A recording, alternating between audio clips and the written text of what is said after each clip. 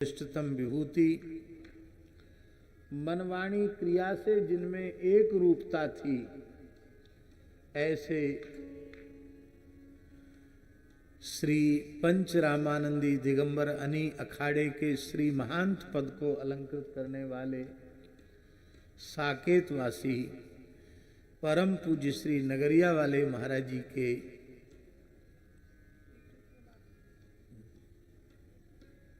अब नाम अपने गुरुजनों का कैसे लें। श्री कृष्णदास जी महाराज, उनके चरणों में हम सादर साष्टांग दंडवत प्रणाम करते हैं। संतों का संप्रदाय, संतों की परंपरा, संतों की वेशभूषा अत्यंत प्राचीन है, पुरातन है और वेश भगवान का है, इसलिए पूजनीय है। हम लोग कहते भेष भगवान का, लेकिन वस्तुतः सच्ची साधुता यही है जहां मन वाणी क्रिया से एक रूपता हो। और परम पूज्य श्री नगरिया वाले महाराज जी में हमने ये देखा, मनवाणी क्रिया से एक रूपता उनमें थी।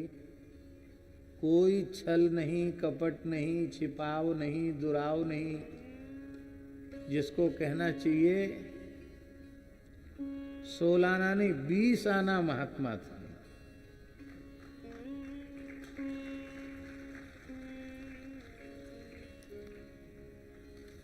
जैसा कि पूर्व में कहा गया कि अखाड़े के अनी के सर्वोच्च पद पर विराजमान होते हुए भी कभी किसी स्थान में जाकर ये दबाव नहीं डाला कि हम महंत हैं और इतने लोगों की विदाई और इतनी विदाई देनी पड़ेगी। ऐसा कभी किसी के सामने जाकर नहीं कहा। फक्कड़ थे पूरे। और बड़े से बड़े दबाव के आगे भी अपने पूरे जीवन में कभी झुके नहीं। जो सत्य था, जो न्याय था, उसी का पक्ष उन्होंने लिया। ये नहीं कि दुर्बल के पक्ष में यदि सत्य है, न्याय है तो उसको छोड़ दिया हो और सबल का पक्ष ले लिया हो, ये उनके जीवन में कभी नहीं देखा गया। ऐसे हमारे रामानंद संप्रदाय की विभूति अखाड़े के सर्वोच्च पद पर विराजमान पूज्य साकेतवासी श्री नगरिया वाले महाराज जी के चरणों में हम साष्टांग दंडवत प्रणाम निवेदन करते हैं। आज कितने सौभाग्य की बात है कि कथा के आरंभ में ही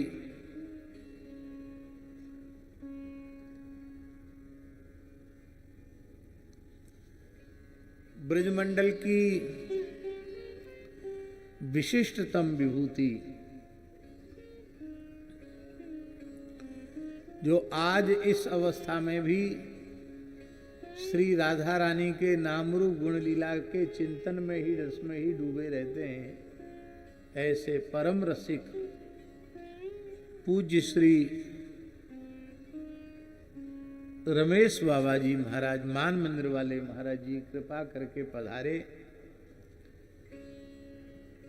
और महाराज जी के आने का कोई वो नहीं है कि कब आ जाए, लेकिन आज पहले ही दिन उद्घाटन के क्षण में ब्रज की ऐसी सर्वोच्च विभूति की उपस्थिति, हमको तो ये अनुभव हो रहा था कि उत्सव अपने आरंभ में ही पूर्णता को प्राप्त हो रहा है। ऐसे महात्मा की उपस्थिति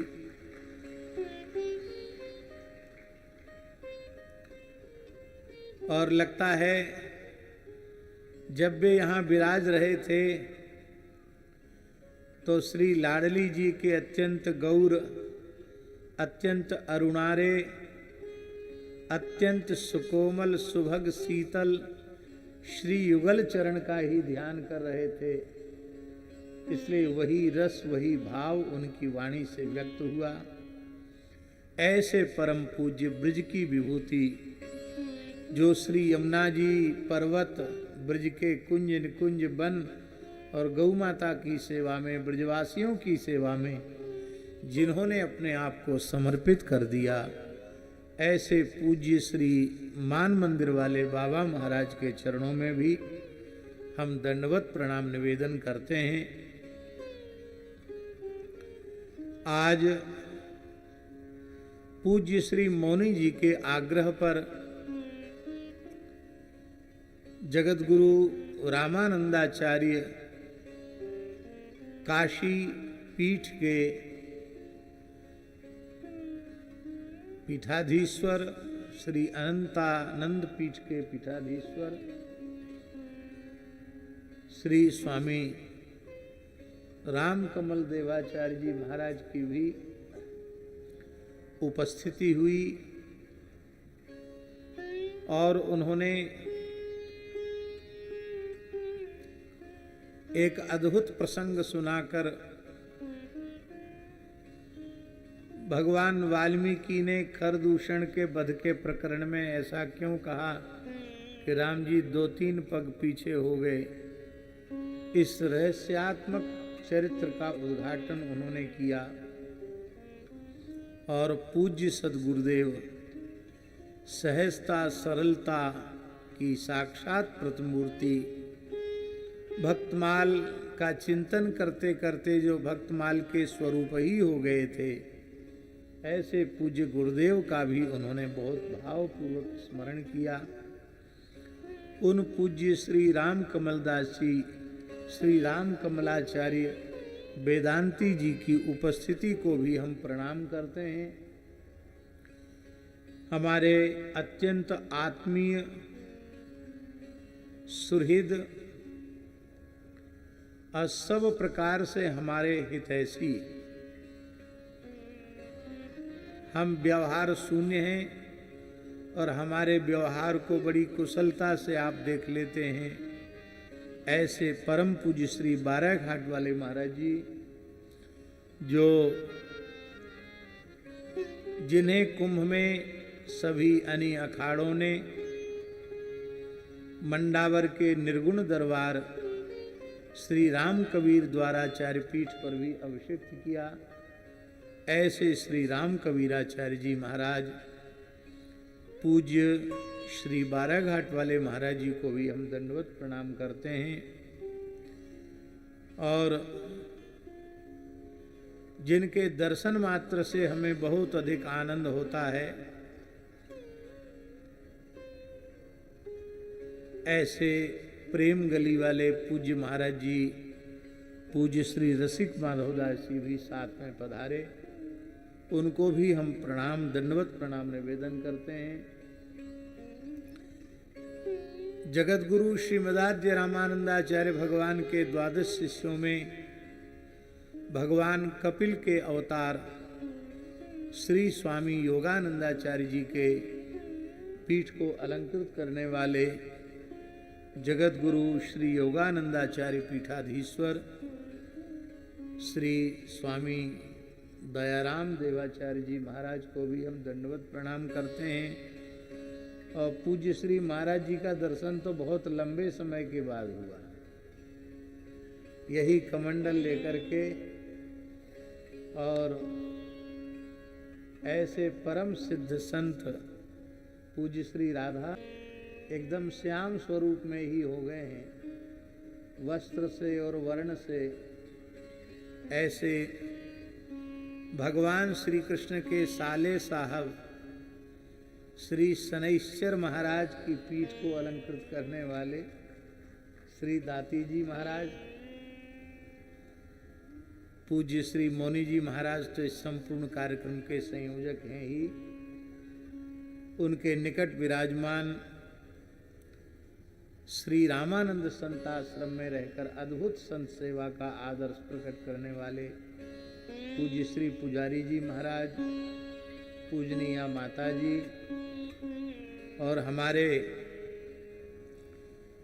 श्री अयोध्या के दिगंबर अखाड़े के श्री महंत पद को दिगंबर बैठक के श्री महंत पद को अलंकृत करने वाले युवा, कर्मठ, विनम्र, निरंतर क्रियाशील, इनके हाथ में भी कोई हनुमान जी ने ऐसी रेखा लिख दी है, जहाँ जाएंगे वहाँ लगातार कारीगरी का काम, जीर्णोद्धार का काम चलता रहेगा। तुवन सरकार, तुवन जी महाराज, तुवन सरकार मंदिर को भी एकदम दिव्य भव्य बना दिया, और जब से अखाड़े में बैठे हैं, अखाड़े का भी निरंतर सौंदर्यीकरण हो रहा है। ऐसे हमारे अत्यंत प्रिय और आदरणीय महंत श्री राम लखन दास जी महाराज, उनके निकट विराजमान परम पूज्य श्री बीना वाले महाराज जी, आपके पूज्य गुरुदेव का बहुत भारी स्नेह हमें प्राप्त था, और पूज्य ललितपुर वाले महाराज जी के साथ तो बहुत अंतरंग मैत्री का संबंध था। परम पूज्य श्री महंत श्री बालकृष्ण दास जी महाराज के साथ ऐसे हमारे, हम आपके पूज्य गुरुदेव को महाराज जी के संबंध से गुरु रूप में ही देखते थे, इसलिए आप हमारे गुरु भाई ही हुए। ऐसे पूज्य महंत जी महाराज बीना वाले महाराज जी, और हमारे अयोध्या में स्थान का नाम क्या है, श्री राधा मोहन कुंज के हैं, हाँ, महंत श्री सनत कुमार दास जी महाराज के गुरु भ्राता पूज्य महंत श्री सुदर्शन दास जी महाराज, उनके चरणों में भी हम दंडवत प्रणाम करते हैं। सामने ऋषिकेश स्वर्गाश्रम गंगा तट पर विराजमान महाराज जी सीताराम दास जी महाराज, और सभी पूज्य संतों को जिनका हम नाम नहीं ले पा रहे हैं, उन सबको हम प्रणाम करते हैं। आज तो कथा का आरंभ दिन है, अब रोज रोज मंचस्थ सभी संतों को एक ही वाक्य में प्रणाम कर लिया करेंगे। आज पहला दिन है, इसलिए पृथक पृथक जो भी उपस्थित हैं, यथासाध्य सबका स्मरण करने का प्रयास किया गया। यह वर्ष निश्चित ही बहुत अपने आप में अनुपम वर्ष है।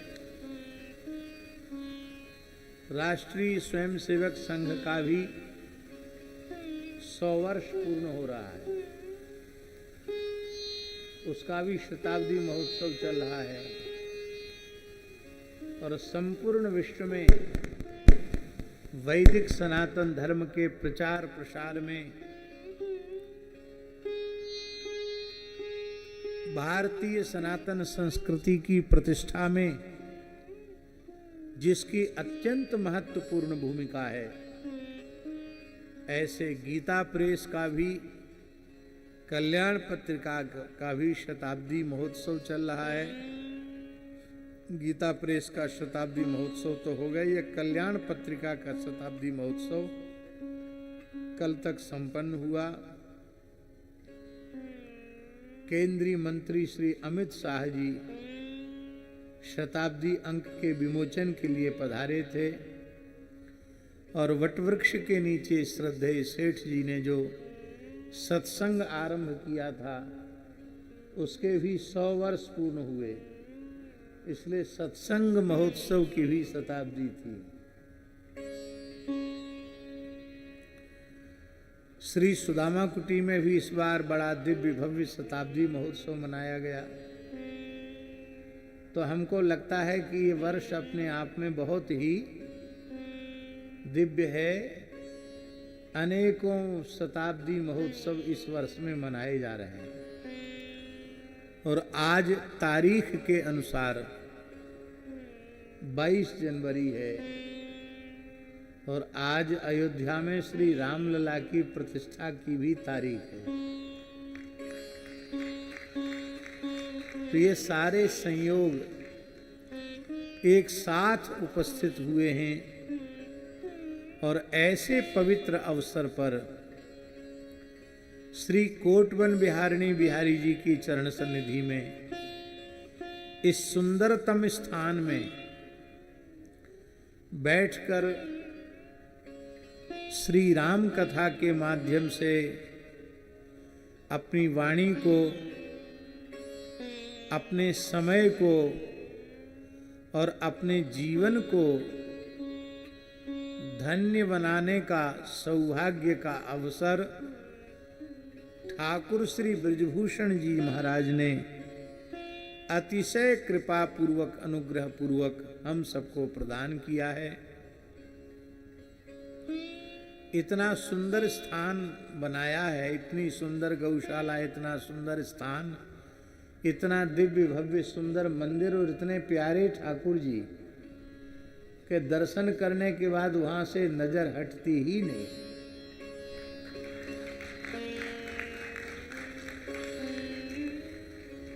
एक वाक्य कह करके हम कथा का आरंभ करेंगे।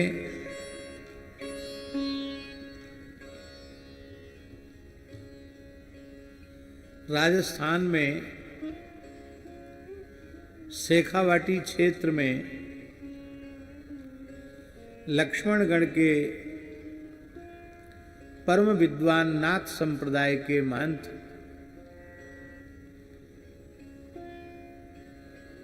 श्री बैजनाथ जी महाराज विराजमान थे। उनके गुरुदेव पूज्य श्री श्रद्धानाथ जी आज भी पूरे राजस्थान क्षेत्र में, प्रायः शेखावाटी क्षेत्र में विशेषकर, शायद ही किसी सदगृहस्थ का पूजा घर ऐसा होगा, वो किसी संप्रदाय का हो, जिसके घर में श्रद्धानाथ जी की छवि उनके ठाकुर जी के साथ न विराजी हो। ऐसे लोग कहते थे कि साक्षात भगवान हैं श्रद्धानाथ जी। उनके शिष्य श्री बैजनाथ जी महाराज, अब उनका शरीर नहीं है, वो भी बहुत अच्छे संत थे। हमारी कई बार राजस्थान की शेखावाटी क्षेत्र की कथाओं में आकर उन्होंने अपना वक्तव्य दिया। उनकी आज्ञा से, उनके आग्रह पर हम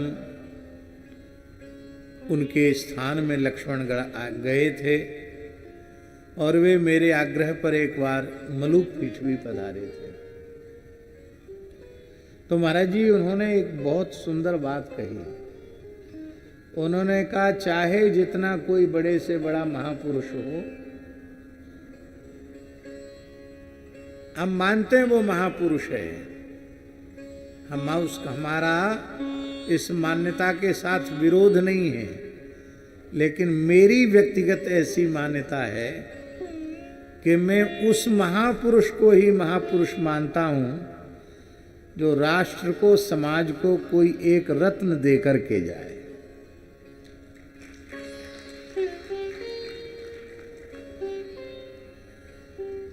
उन्होंने कहा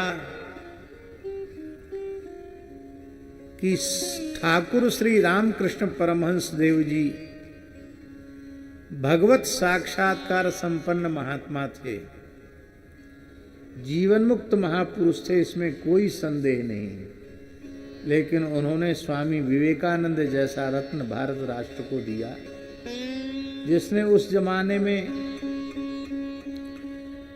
गुलामी के समय में भारतवर्ष की गरिमा को, भारतवर्ष की महिमा को विदेश की धरती पर जाकर के भारत की गरिमा और महिमा का झंडा गाड़ करके,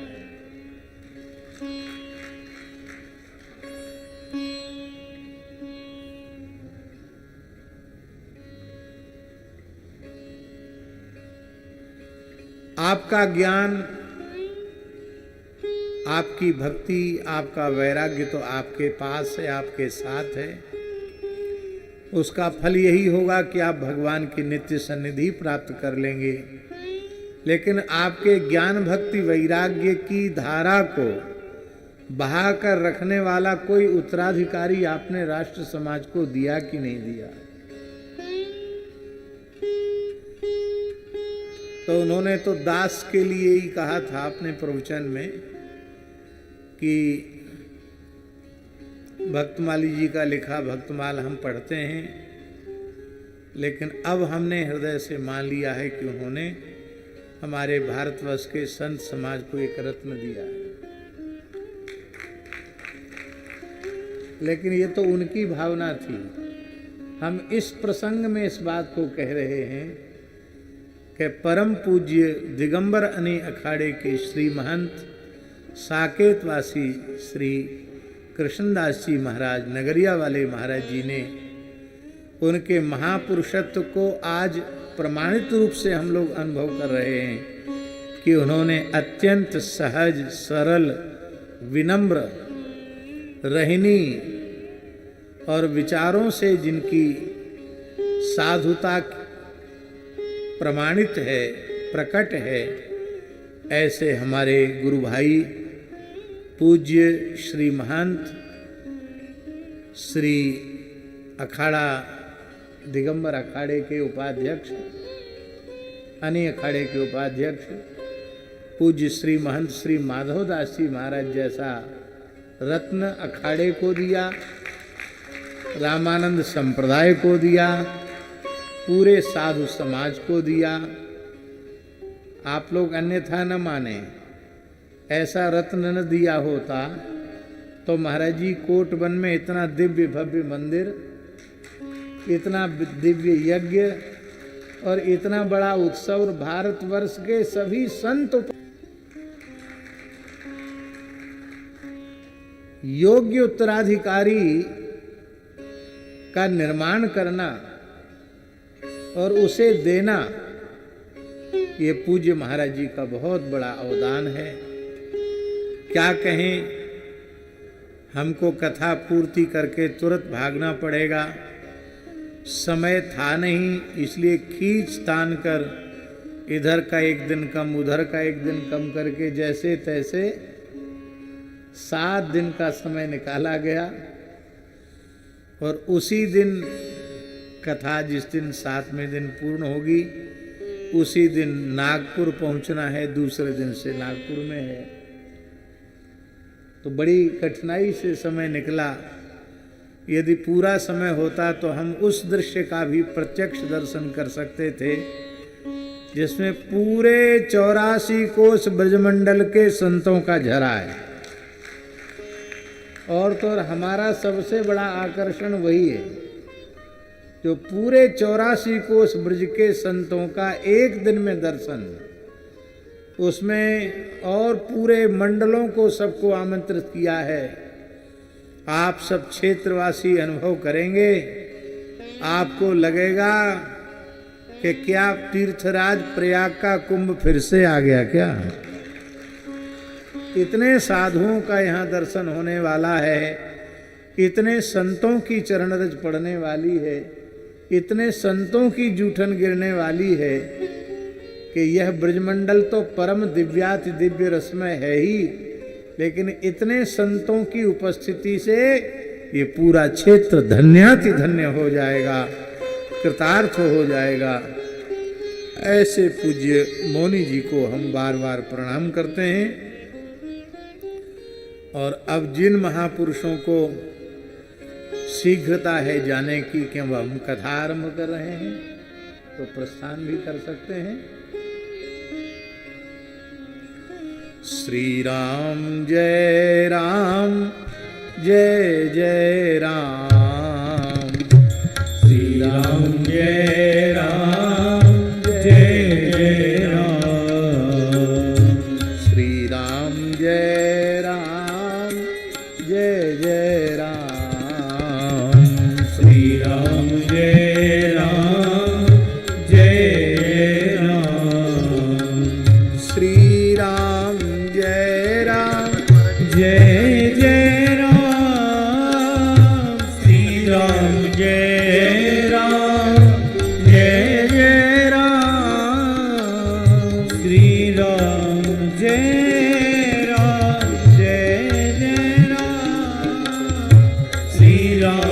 जय राम जय जय राम श्री राम जय राम जय जय राम श्री राम जय राम जय जय राम श्री राम जय राम जय जय राम श्री राम जय राम जय जय राम। कार्ड में छपा हुआ है 22 जनवरी 2026 राम जन्म बाल लीलाएं गुरु वशिष्ठ जी से शिक्षा। यहाँ तक की कथा होनी है और 1:45 बज गया है, 2 बजे कथा पूरी करनी। फिर भी हम प्रयास करते हैं यथामति यथा समय, जितना चरित्र हो जाए उतना ही सौभाग्य की बात है। सर्वप्रथम श्रीमद् रामचरितमानस में कलि पावनावतार गोस्वामी श्री तुलसीदास जी महाराज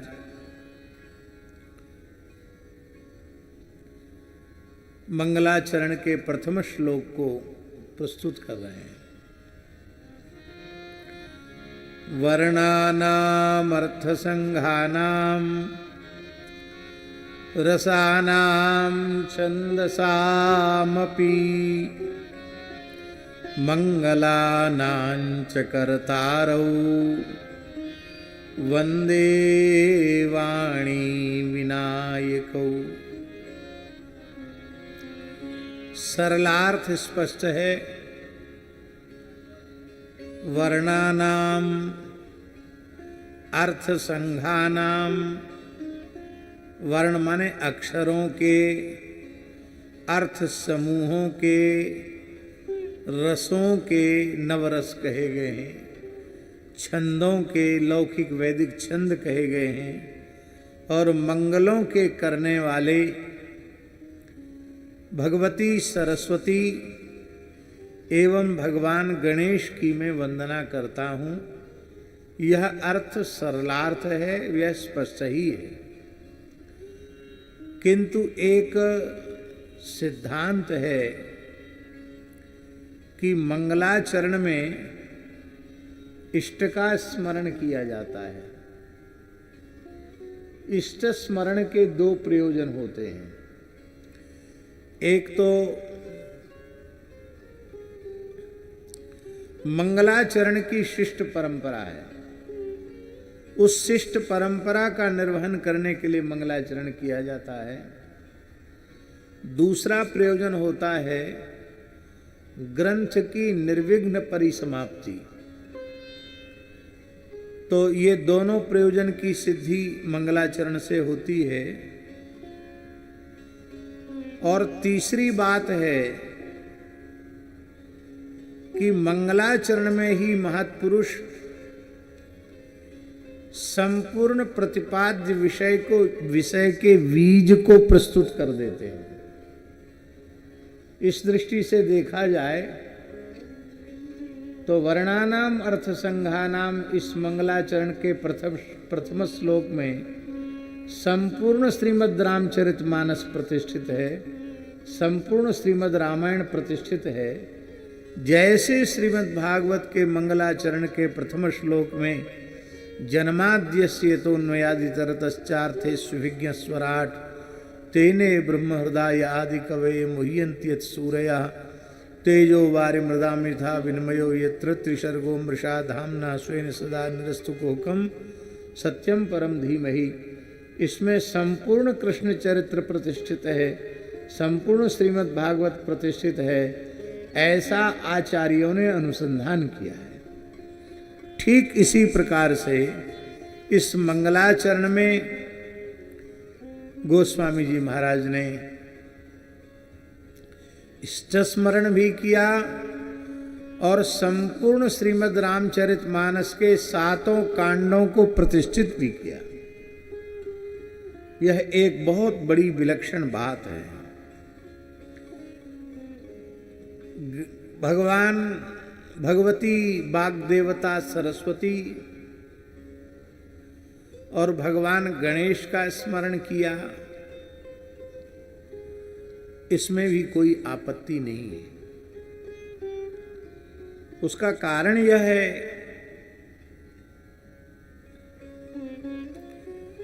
विद्या की और वाक शक्ति की अधिष्ठात्री शक्ति है भगवती वाग देवता सरस्वती। उनके कृपा के बिना वाणी का स्फुरण नहीं होगा, काव्य का स्फुरण नहीं होगा, तो गुणगान कैसे होगा, चरित्र लेखन कैसे होगा, श्री राम कथा का गायन कैसे होगा। इसलिए वाणी का स्मरण।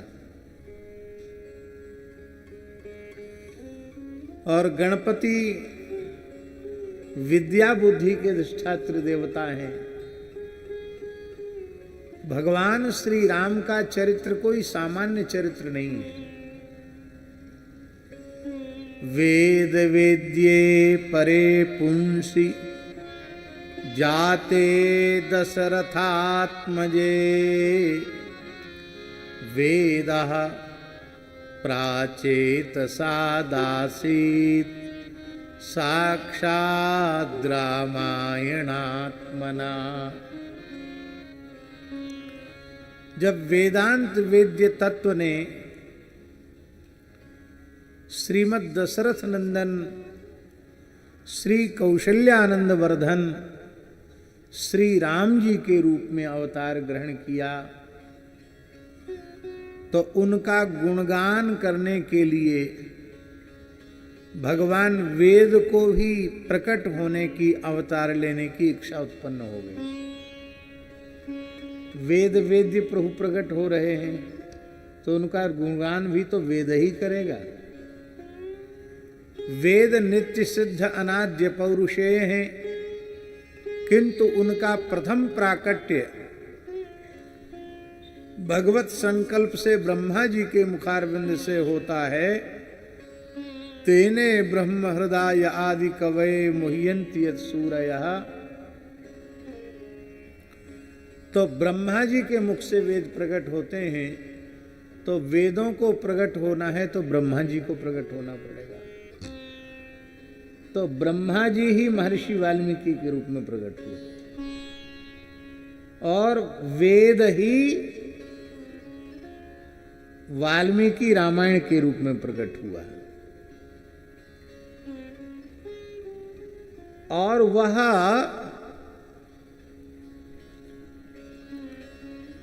महर्षि वाल्मीकि ही,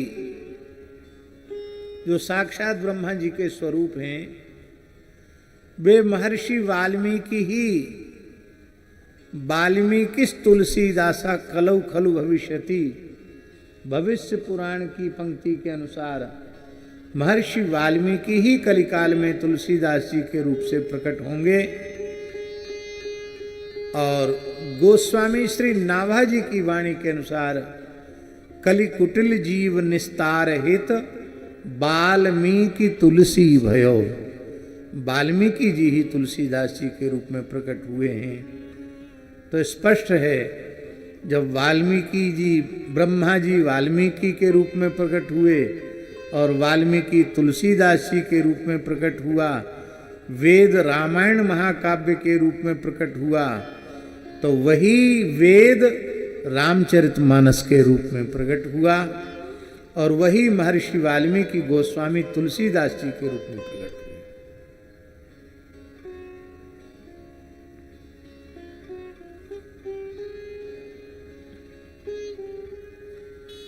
तो तुलसीदास जी की भाषा अत्यंत सरल सहज प्रांजल होने पर भी बहुत अधिक गंभीर है। क्यों न हो, साक्षात महर्षि वाल्मीकि ही है।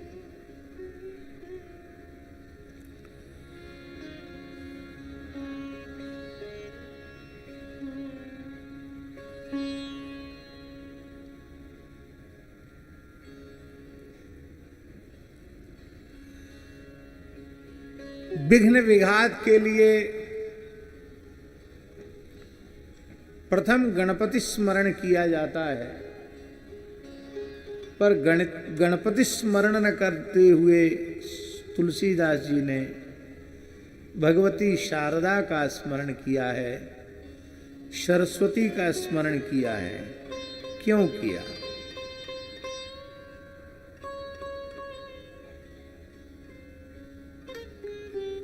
क्योंकि वस्तुतः जब कोई भक्त भगवत गुणगान के लिए बैठता है तो सबसे पहले सरस्वती ही राम जी की प्रेरणा से उसके अंतःकरण को अवतरित होकर के धन्य करती। गोस्वामी जी ने लिखा है, जेहि पर कृपा करहि जन जानी, जेहि पर कृपा करहि जन जानी, जेहि पर कृपा करहि जन जानी, जेहि पर कृपा करहि जन जानी, कवि उर अजीर न चावहि बानी, कवि उर अजीर न चावहि बानी, कवि उर अजीर न चावहि बानी, कवि उर अजीर न चावहि बानी। तो पहले भगवान वाणी को भेजते हैं और फिर जब ग्रंथ की रचना होती है तो विघ्न विघात के लिए गणपति आते हैं। इसलिए वाणी विनायक का स्मरण कर रहे हैं।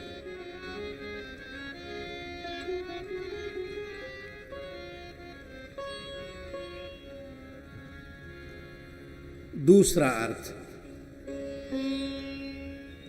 इष्ट स्मरण है वाणी विनायक के रूप में। वंदे, मैं प्रणाम करता हूं किसको? वाणी कौन है? साक्षात विदेहराज नंदनी जनक दुलारी श्री सियाजू ही वाणी है। आप लोग कहेंगे चलो सियाजू को तो अब वाणी कह देंगे, राम जी को विनायक कैसे कहेंगे? विनायक माने तो गणेश होता है, विनायक माने गणेश भी होता है और विनायक माने विशिष्ट नायक भी होता है। क्योंकि व्याकरण शास्त्र में भी उपसर्ग है, परपरा अपसम अनु अप ये सब है ना, उसमें भी उपसर्ग है। भी उपसर्ग है इसका अर्थ है विशिष्ट नायक। और आप देखें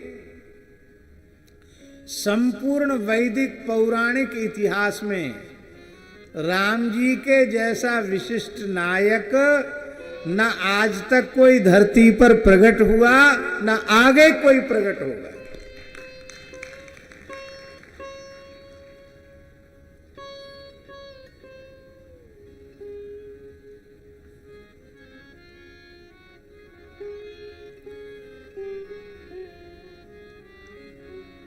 श्री गणपत बाबा जी महाराज विराज रहे हैं सभा में।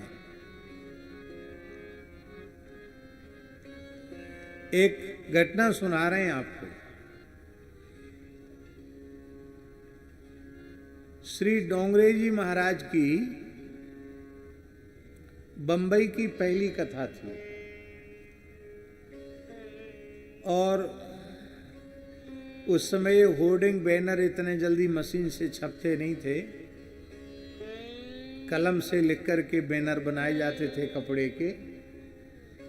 तो ऐसे बैनर सैकड़ों की संख्या में बनाए गए और बंबई में प्रचार प्रसार हुआ कि पूज्य श्री डोंगरी जी के मुखार बिंद से श्रीमद् भागवत की कथा होगी। और पूज्य डोंगरी जी एक दिन पहले आ जाते थे, प्रायः वहाँ के देवी देवताओं को प्रणाम करते थे, फिर दूसरे दिन से कथा कहते थे। प्रणाम करने के बाद रात को पता नहीं क्या हुआ, सायंकालीन नित्य नियम के बाद उन्होंने कमेटी वालों को बुलाया। बोले कथा तो कल से होगी, पर भागवत की नहीं होगी, राम कथा होगी।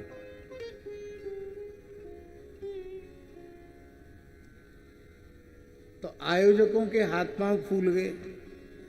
बोले महाराज जी, पूरे मुंबई में प्रचार भागवत कथा का हुआ है, आपको राम कथा कहनी है तो अगली बार हम लोग रख लेंगे, इस बार भागवत। बोले नहीं, कहेंगे तो राम कथा ही कहेंगे, भागवत नहीं कहेंगे। और आप लोगों का ज्यादा हट है तो हम अभी जा रहे हैं।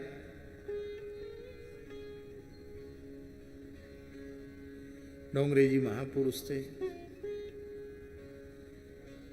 वक्ताओं के इस शताब्दी के इतिहास में डोंगरे जी के जैसे डोंगरे जी ही थे।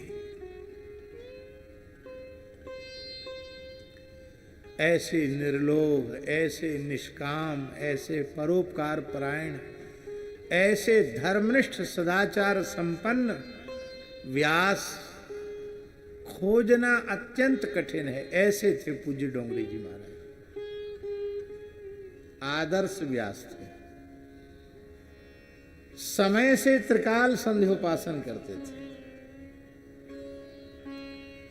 जीवन भर स्वपाकी रहे, अपने हाथ से बना कर पाते थे। उनके जीवन का एक क्षण व्यर्थ नहीं जाता था। हमने अत्यंत निकट से पूज्य डोंगरी जी को देखा है।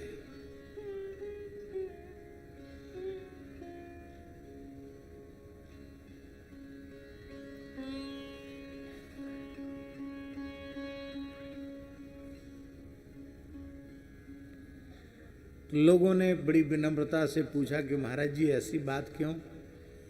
बोले कल से हम बंबई आए हैं, तो बंबई का वातावरण देखकर, परिवेश देखकर हमारे मन में आया कि पहले ये मनुष्य तो बन जाएं, तब भागवत की कथा सुने। और मनुष्य को मनुष्य बनाने वाली कथा तो राम जी की कथा है। बोले हमारे लाला की कथा, कन्हैया की जो कथा है ना, उसको सुन के रस तो ले सकते हो, उसकी नकल करोगे तो पतित हो जाओगे। ठाकुर की नकल नहीं की जा सकती। हर चरित्र की नकल करोगे और तुम क्षीरहरण की नकल करो तो पहले तो जेल जाओगे, चोरी की नकल करो तो भी जेल जाओगे, और कहीं रासलीला की नकल किया तो यहाँ तो दंड मिलेगा ही, नरक में ठौर ठिकाना नहीं रहेगा। तो श्री कृष्ण के सब चरित्र श्रवण के और रस लेने के योग्य हैं, सब चरित्र अनुकरण के योग्य नहीं हैं। केवल राम जी का ही चरित्र ऐसा है जो प्रातः काल जगने से लेके सोने तक उनकी प्रत्येक क्रिया, उनका प्रत्येक व्यवहार प्रत्येक मनुष्य के लिए अनुकरणीय है। इसलिए मनुष्य में मनुष्यता का आधान करने वाला चरित्र श्री राम चरित्र है। इसलिए नायक के जितने दिव्य गुण हैं वो राम जी में सिद्ध होते हैं। और राम जी केवल नायक नहीं हैं, नायक चरित्र नायक तो संसार में बहुत होते हैं, राम जी नायक नहीं हैं, राम जी विनायक हैं, विशिष्ट नायक हैं। राम जी के जैसे राम जी हैं। इसलिए आज भी कहा जाता रामादिवत प्रवर्तितव्यम न रावणादिवत। रावण चाहे जितना उत्तम कुल पुलस्त कर नाची, शिव विरंच पूजे बहुभांति हो, चाहे जितना वेदों का प्रकांड पंडित हो, लेकिन उसका चरित्र आदर्श नहीं, अनुकरणीय नहीं। राम जी का ही चरित्र आदर्श है, राम जी का ही चरित्र अनुकरणीय है। इसलिए इसके विशिष्ट नायक भी राम जी हैं। सारे संसार के विशिष्ट नायक राम जी हैं, सारे इतिहासों के विशिष्ट नायक राम जी हैं। इसलिए राम जी की वंदना विनायक के रूप में, इसलिए वंदे वाणी विनायकौ का एक अर्थ है हम श्री सीताराम जी जो हमारे आराध्य उपास्य हैं, हम उनकी वंदना करते हैं। और कहा भी है, गिरा अरथ जल बीचि सम, कहियत भिन्न न भिन्न, बंदौ सीताराम पद, जिनहि परम प्रिय खिन्न। इसलिए गोस्वामी जी ने जानकी जी को गिरा भी कहा।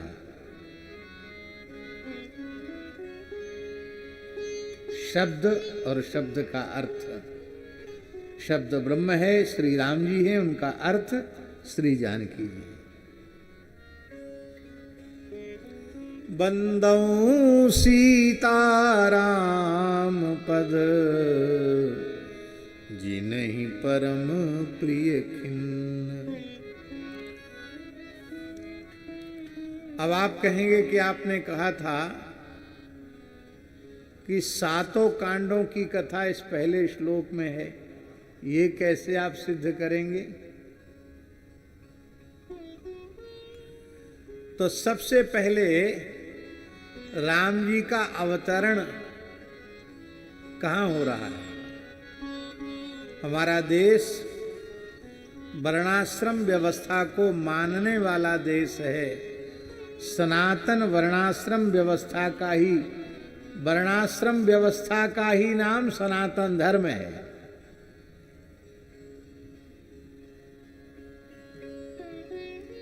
और राम जी अवतार कहाँ ले रहे हैं? जनी डर पहु मुनि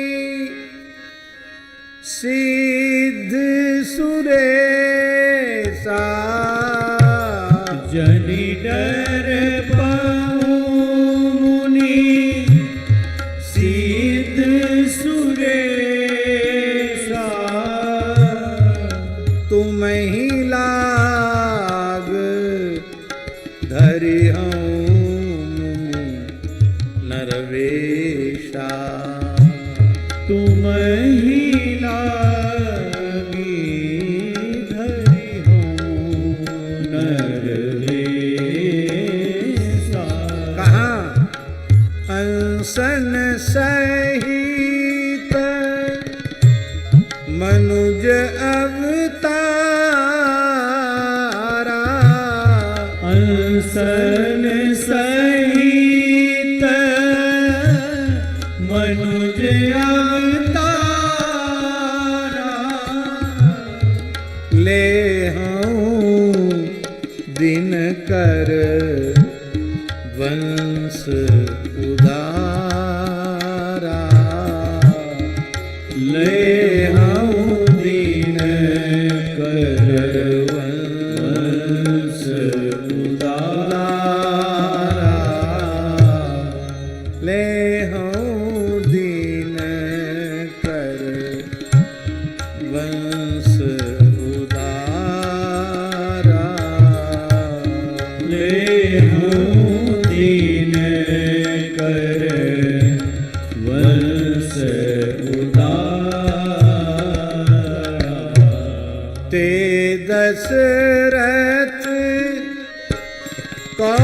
कौशल्या रूपा, कौशलपुरी प्रगट नर भूपा, तिनके गृह अवतरी हो जाई, रघुकुल तिलक सो चारि भाई, रघुकुल तिलक चारि भाई, इत्यादि प्रकार के वचन प्रसिद्ध हैं। तो परब्रह्म परमात्मा श्री राम वर्णाश्रम व्यवस्था में क्षत्रिय वर्ण को, सूर्य वंश को धन्य कर रहे हैं, क्षत्रिय वर्ण को कृतार्थ कर रहे हैं, दशरथ नंदन कौशल्या नंदन बन रहे हैं, दशरथ राजकुमार के रूप में प्रकट, इसलिए वर्ण। और इतना ही नहीं, बानर भी जाती है, ऋक्ष भी जाती है, ये भी सब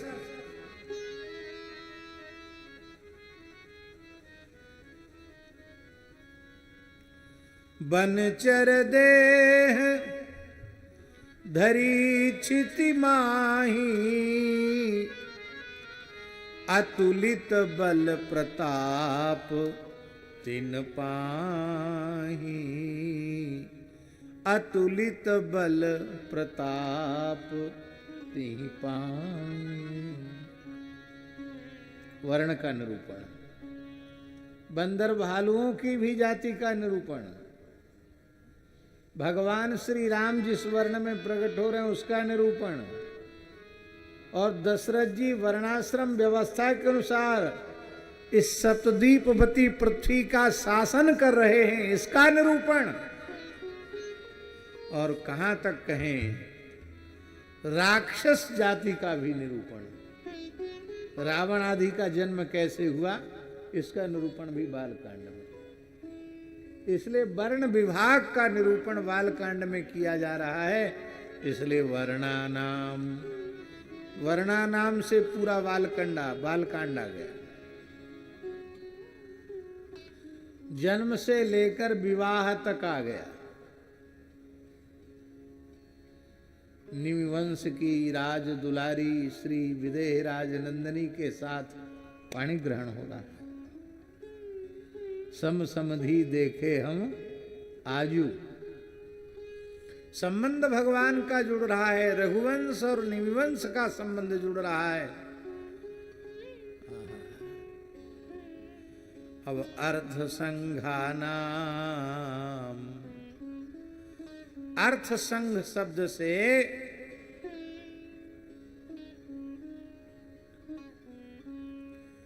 अयोध्या कांड, अर्थों का समूह।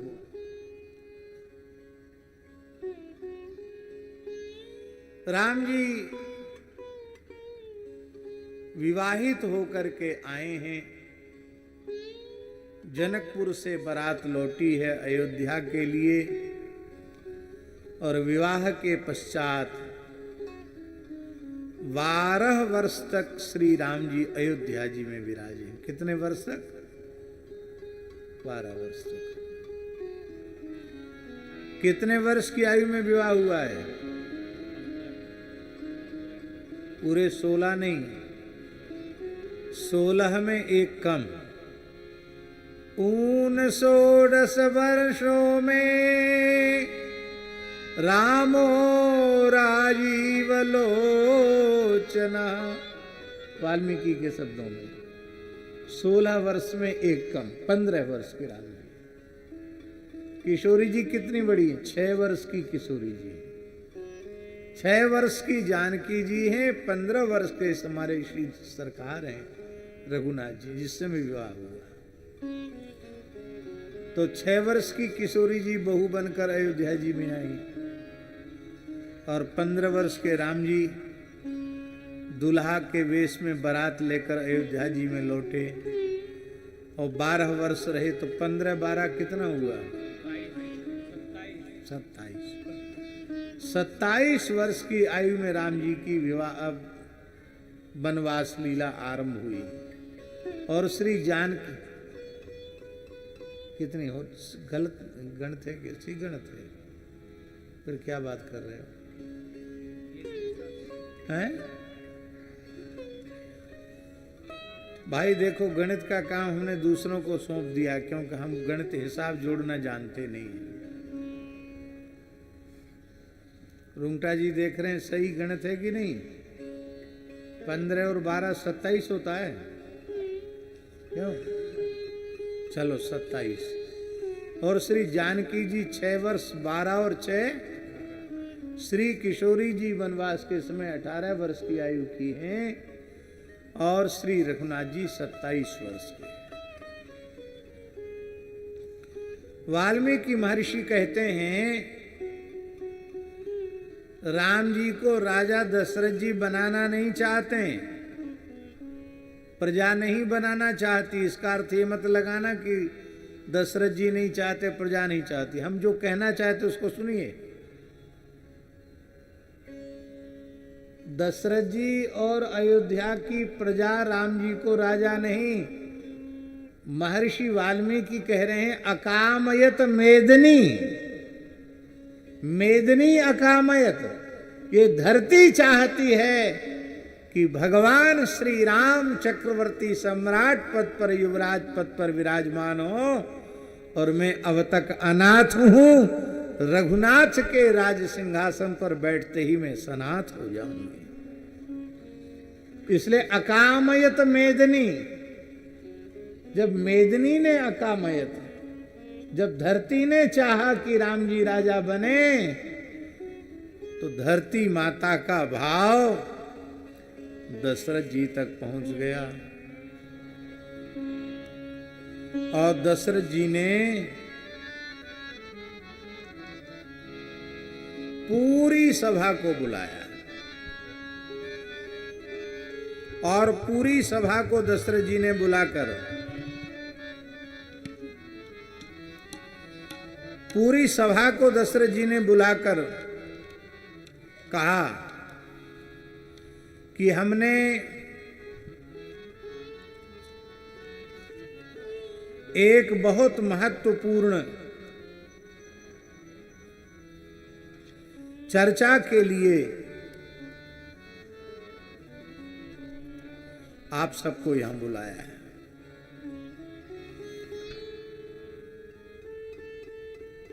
किस लिए बुलाया है? बोले इसलिए बुलाया है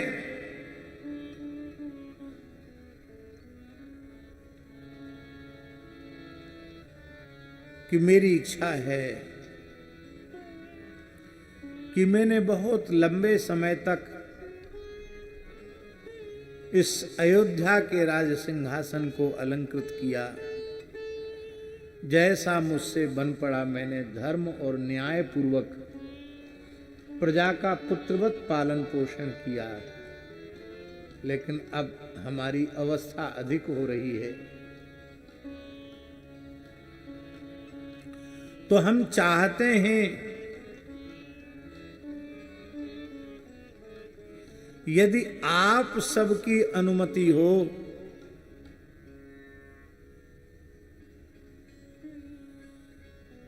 तो मैं अपने ज्येष्ठ पुत्र श्री राम को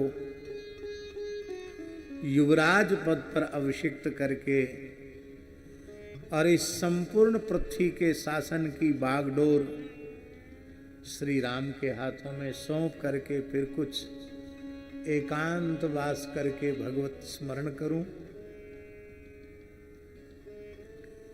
इसलिए महर्षि वाल्मीकि कहते हैं दशरथ जी के हृदय में यह भाव क्यों जगा? तमेवं व्रत संपन्नम, तमेवं व्रत संपन्नम अप्रधिस्य पराक्रमम लोकनाथोपमं नाथम अकामयत मेदिनी। भगवान श्री राम इस प्रकार के सदाचार से संपन्न अजेय पराक्रमी लोकपालों के समान तेजस्वी हैं कि इस धरती और धरती के अधिष्ठात्री देवता चाहते हैं कि श्री राम राजा बने। माने स्वयं धरती माता उनको राजा बनाना चाहती है। इसलिए वाल्मीकि रामायण के भूषण टीकाकार श्री गोविंदराज स्वामी जी ने कहा है रामम मेदन्यपि नाथम अकामयत स्वयं वरेण कंठे मालिकाम दातुमैच्छत। स्वयं उनके कंठ में राज्याभिषेक रूपी बरमाला धारण कराना चाहती है धरती।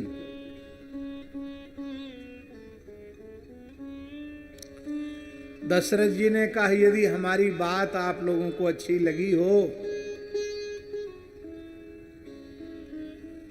तो आप अपने विचार प्रकट करें, यदि अनुचित हो तो आपको सत्य कहने की सामर्थ्य और सत्य कहने की आज्ञा मैं दोनों प्रदान करता हूं।